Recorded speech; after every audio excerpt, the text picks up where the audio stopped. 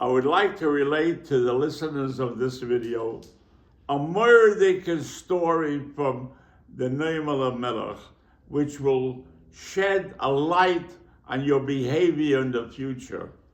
The Noam Elimelech, before he was this Galda, before he revealed himself to the world, he had a brother called Reb Zisha, and they both went from city to city to take away the sins of Klal Yisrael. And they were always in a dilapidated stage of dressing like poor men. And they came into a very wealthy city like Scottsdale or Great Neck.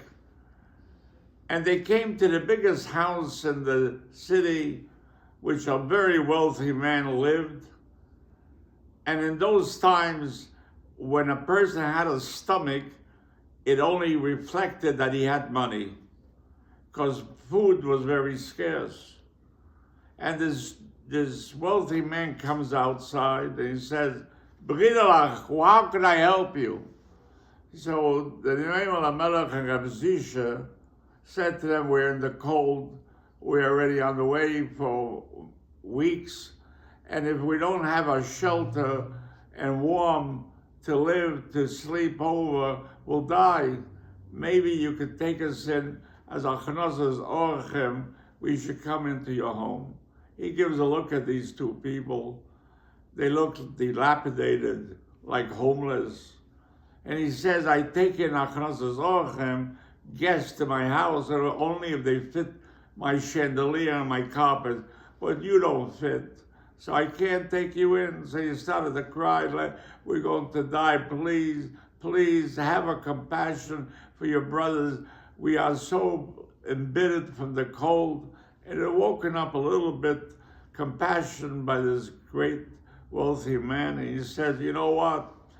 In my house you can't sleep because you don't fit my carpets and my chandeliers. But I have a stable where I have horses. Over there it's very warm and there's hay. You can all sleep on the hay." Oh, they started blessing him, and from those blessings he became much more even wealthier. And they went to sleep over there in the stable.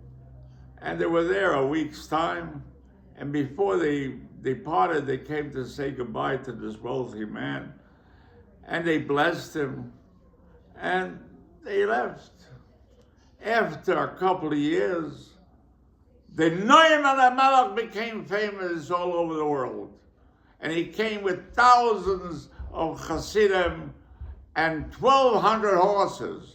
Naturally, this very wealthy man who already built a more beautiful home, and more spacious, and more greater, came to this Noam Elimelech. He says, "Rebbe, I want to have the privilege in the name of God and in the name of Torah that your feet should step over my carpets, and your feet, not only your mouth, but your feet will bless my carpets. Just step over here and be my guest, and all the bakvemlichkeit, all the service of all my maids and servants will be to your deposition.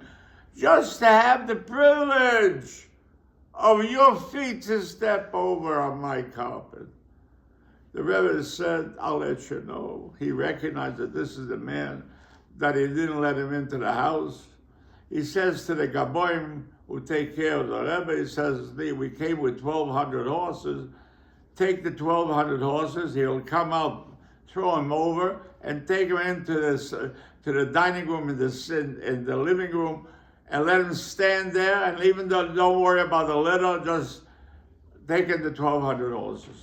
The Rebbe said they don't ask no questions. They said they took the 1,200 horses. They came knocking on the door. He came out and knocked, and he knocked them over. And they brought in the 1,200 horses and they let him stand. And this wealthy man he was shattered. He was confused. He came screaming to the Rebbe, "Rebbe! Rebbe! I don't want any horses. Horses belong in a stable. I want you, your feet, not the horse's feet." She says to the person, I came with my brother knocking on the door to let me in a couple of years ago. I'm the same Nevel HaMelech that I was once and today. You didn't let me in. So he sent me to the stable. Why do you want I should come to your house today? Because I came with 1,200 horses. So you don't mean me, you mean the horses. So take the horses and I go to the poor man and go sleep. This is how people look. People should look. Are you looking for the person or are you looking for the horses? This is what you have to learn from the Nevel HaMelech. Not to mix it up.